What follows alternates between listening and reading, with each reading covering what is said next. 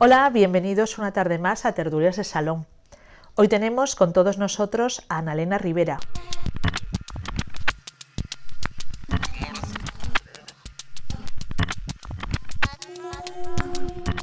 Una obetense de nacimiento y de corazón, aunque residente en Madrid desde hace unos años, ciudad a la que se trasladó para realizar sus estudios en el ICADE, ciudad en la que se quedó y formó una familia. Bienvenida, Annalena. Muchísimas gracias por acompañarnos hoy aquí en Tertulias de Salón. Hola, Marta. Bueno, muchísimas gracias. Hola a todos y encantada de estar aquí en esta versión online de las tertulias del Campo Amor.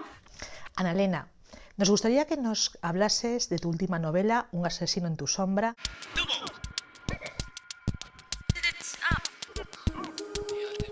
De sus personajes, de la trama. Yo lo que escribo es novela policíaca y lo que tengo es una serie de intriga protagonizada por una investigadora un poco peculiar, que es una investigadora de fraudes financieros. Pronto se empieza a meter en otros casos, ¿no? que suceden alrededor o no de esos fraudes, pero que le tocan de cerca.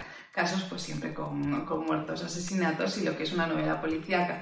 Y bueno, pues tiene un personaje al lado, que es Rafa Miralles, que es un comisario de la comisaría del centro de Oviedo. Llevamos 2 entregas y en este momento estoy con la tercera. Están ambientadas en Asturias, aunque alguna sale en alguna ciudad europea, pero están ambientadas fundamentalmente en Oviedo. En la tercera pues está más o menos entre Oviedo y Gijón. La primera es Lo que callan los muertos, recibió el premio Torrente Ballester, fue mi ópera prima, la primera novela. La segunda es Un asesino en tu sombra, que salió ahora a primeros de febrero y bueno, estaba teniendo una acogida, la verdad, entre los lectores excepcional. Yo empecé a escribir, empecé muy pronto, empecé con 8 años. Y lo que pasa es que, bueno, empecé escribiendo cuentos, lo que pasa es que con el tiempo lo dejé, porque aunque sí que es verdad que quería ser escritora cuando era niña, también quería ser otras muchas cosas, como por ejemplo detective.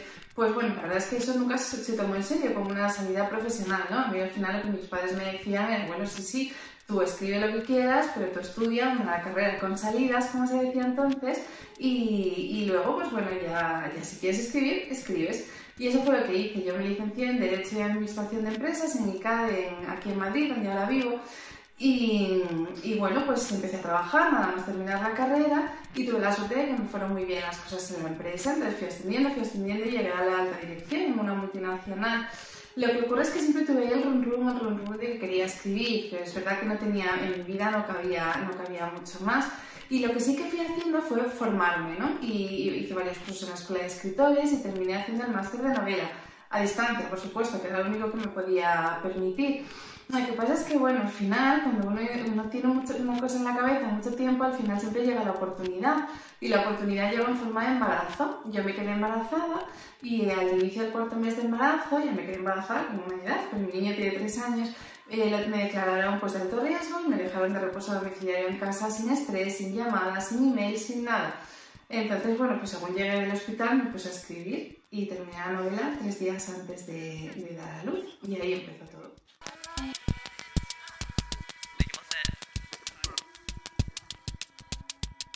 Yo no planifico las novelas antes de escribirlas. Yo sé más o menos hacia dónde voy, ¿no? Cuál es el final, pero ni siquiera yo misma sé lo que va a pasar. De hecho, esa es la parte divertida, o lo que a mí me gusta de escribir. Dicen que hay 2 tipos de escritores. Los escritores mapa, que tienen planificado todo, ¿no? Pues como el primer capítulo, el segundo hasta el último y escena por escena. Y luego están los escritores brújula. Los escritores brújula somos los que sabemos que vamos hacia el norte y, bueno, pues nos podemos incluso desviar un poco hacia el este, hacia el oeste. Pero no sabemos qué es lo que va a pasar. Es verdad que esto al final es género negro, entonces hay una trama que tiene que llevar a un final y ese final tiene que ser coherente. Y es más, yo voy dejando pistas para que el escritor, para que el autor, si quiere ponerse a investigar, pueda incluso intentar pelear contra la novela, ¿no? Y ver quién llega primero al desenlace. Entonces, bueno, se me obliga a hacer y a rehacer, pero ahí está lo divertido de escribir, ¿no? El que hasta a mí me sorprenden los finales. Es curioso, porque quitando el de Gracia, que no sé por qué, lo tenía desde hace mucho tiempo, que quería que se llamara así, yo con el resto de los personajes, los que son importantes, primero creo el personaje y luego hablo con ellos, ¿no? En mi imaginación, que son un poco de chifladura, Y son ellos mismos casi los que me dicen cómo se llaman. Empiezo a pensar, ¿y qué nombre le pegaría, no? Entonces hablo con él y el primer nombre que me sale, ese le toca. Y luego ya los personajes que son secundarios, hay herramientas de generadores de nombres, sobre todo cuando son nombres de origen extranjero, ¿no? Cuando, como en esta tercera novela que estoy escribiendo, pues hay algunos personajes que provienen de Rumanía, pues utilizo un generador de nombres. Pero en general lo que hago es con la ficha del personaje, yo primero interactúo con él y de ahí saco el nombre, el que a mí me parece que le pega, que le queda bien.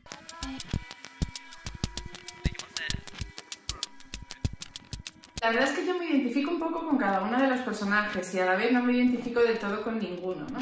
Además, claro, tú creas unos personajes al inicio del primer libro, pero luego les van pasando cosas y esto va forjando también su carácter. Entonces se van separando del personaje original que el autor crea, ¿no? Por lo menos que el que yo creo, porque claro, les pones a sufrir, ¿no? A pasar unas vivencias y luego no pueden volver a la casilla de salida y esto al final es una serie.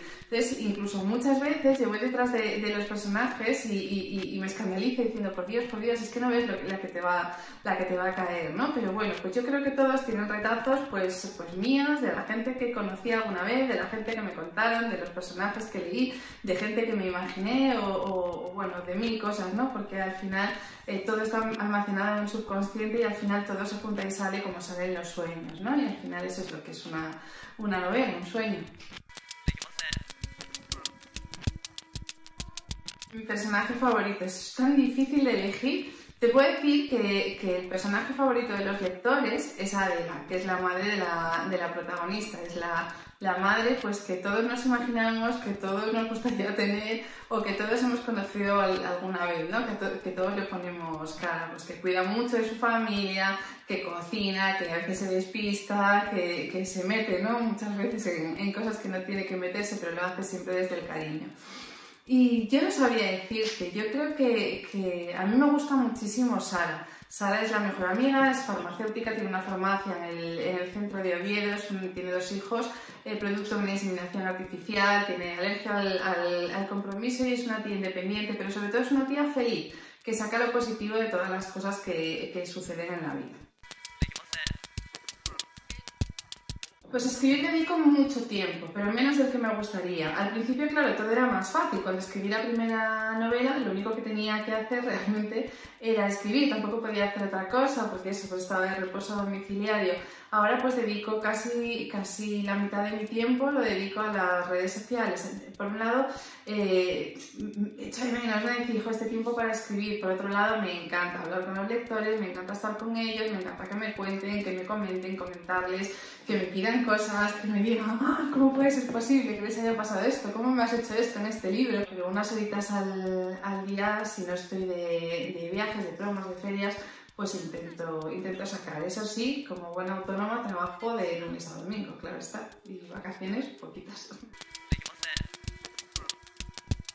El próximo libro será precisamente la tercera entrega de Gracias San Sebastián. Y bueno, es un caso que arranca con un brazo desmembrado que aparece en la playa de San Lorenzo de Gijón. Y eso es todo lo que os puedo contar.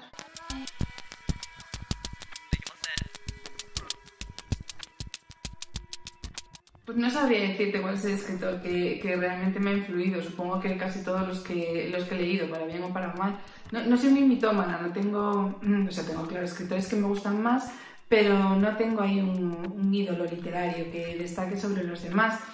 Posiblemente pues me haya influido José María Bilbenzu porque he trabajado directamente con él con mis novelas y bueno, pues ha sido un privilegio porque sí que es uno de los escritores que a mí me gustan, ¿no? Que tengo ahí de referencia. Pero en general, pues posiblemente todo lo que haya leído, y no solamente escritores, seguramente incluso guionistas de series de televisión, ¿no? hayan influido, que también tengo mis favoritos. No me gustaría conocer a ningún personaje de ningún libro, porque al final lo que tiene la literatura es que el autor cuenta una historia, pero realmente quien la completa es el lector. Entonces tenemos tantas historias y tantos personajes como lectores que nos leen. Y yo creo que conocer a cualquier personaje que tienes un poco idealizado, lo único que conseguiría es decepcionarte. Esto es igual que cuando conoces a tu ídolo, ¿no?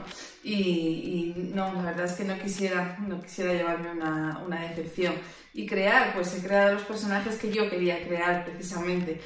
No querría crear ningún otro. En cualquier caso, yo tengo una cierta atracción por los personajes que se enfrentan a las circunstancias desfavorables, digamos, de la vida, pues como con ideas muy originales, ¿no? Siempre con un plan A, un plan B, un plan C, un plan D y que nunca se rinden. Ese es el tipo de personaje que a mí me engancha como lectora, pero ellos en los libros y yo en mi imaginación.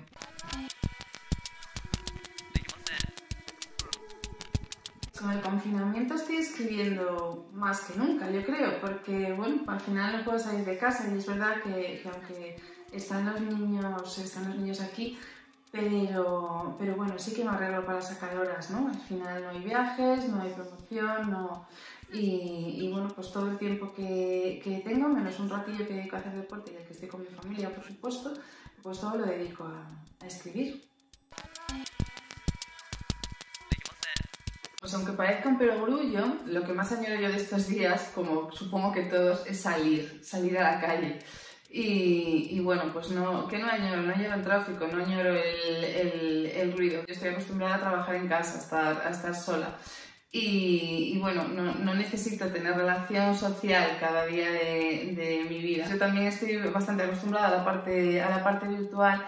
Así que mantenerme en contacto de forma virtual me aporta bastante. No es lo mismo que presencial, pero no siento que estemos solos. También, bueno, pues nosotros somos familia numerosa, en mi casa hay un montón de gente, parecemos el camarote de los hermanos más, y eso también ayuda a pasar el confinamiento. En mi caso somos unos privilegiados, al final estamos todos sanos, y podemos estar trabajando desde casa, los niños están bien, tenemos un pequeño espacio de aire libre incluso para poder salir, tomar el aire y escuchar a los pájaros, así que la verdad es que lo estamos llevando pues relativamente bien dentro de lo que es.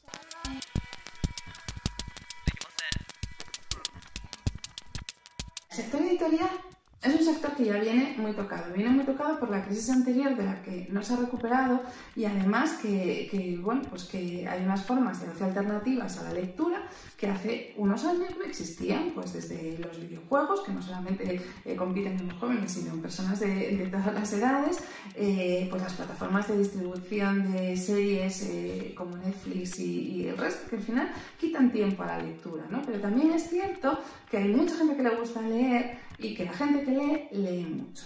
Entonces, hay dos fases en esta salida de lo que estamos viviendo hoy. Primero es ver qué es lo que va a pasar a corto plazo con las editoriales pequeñas, con las novedades que no han salido, con los libros que habían salido antes, con las librerías, con esa librería de toda la vida que lleva unos meses cerrada, como está pasando en otros sectores. Eso no va a ser distinto a los demás. Pero también una reflexión a medio y a largo plazo, y es que el sector editorial es un sector que está obsoleto, que utiliza una tecnología que utilizaban las multinacionales hace décadas, que los autores no saben las cifras de venta hasta un año después, que las editoriales las conocen con dificultad, que además no tenemos sistemas predictivos de lo que le gusta al lector, que se siguen publicando muchísimas obras que venden 1000 ejemplares y ya está. Ahí quedan, se mueren. Entonces yo creo que el sector necesita una renovación tecnológica y una renovación de forma de pensar qué iba a ocurrir sí o sí. Porque realmente los lectores están ahí, el mercado está ahí y hay que darles lo que nos piden. Entonces esa renovación posiblemente se acelere con este proceso. Y luego seguramente esto haga que el soporte que se da a la cultura en este país se fije también en las librerías, en esas librerías que son el canal de distribución, que son el medio elegido por los lectores y que no son incompatibles con las plataformas digitales, con el libro digital, pero sí que es verdad que es lo que le gusta al lector, ir a la librería, charlar con el librero, escoger ahí, y que eso que es tan importante, ¿no?, para la literatura, en este momento pues parece que nadie se acuerda de ellas, están solas y no tienen ninguna ayuda. Y yo creo que esto lo que va a acelerar son esos dos procesos, tanto la modernización del sector como el apoyo a las librerías. Por lo menos quiero pensar que va a ser así. Siempre presento mis novelas en Oviedo y en Gijón, como no voy a ir a mi tierra a presentarlas, están allí las novelas ambientadas.